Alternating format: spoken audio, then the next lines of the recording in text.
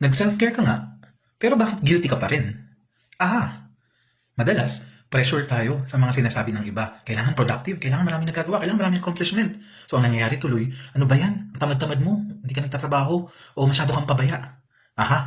Tandaan natin, ang self-care ay hindi pagiging selfish. Dahil ito ay kailangan. Kailangan natin ito sa buhay. Kasi kapag nauupos na tayo, no? Mahirapan tayo mag-function. 'Di ba? Para rin yung cellphone na lowbat. Pag lowbat na, hindi nagagana. So, kailangan natin mag-recharge para mas mag-function ulit tayo. 'Di ba? Pag ganun yung nangyayari, mas maalagaan natin sarili natin, mas makapag-function tayo. At nang sa ganun, mas makaka-function din tayo at makakatulong para sa iba. And then, yung boundaries, no, mahalaga din yun. Learn to say no kung no talaga. Huwag palaging yes ng yes ng yes. Hindi masamang mag-no paminsan-minsan para sa iyong well-being, sa kapakanan mo.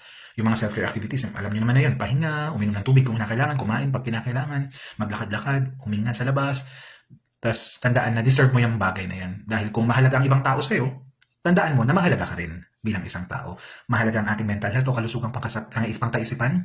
Alagaan mo ang sarili mo, mahalin mo ang sarili mo, dahil deserve mo yung self-care na yan.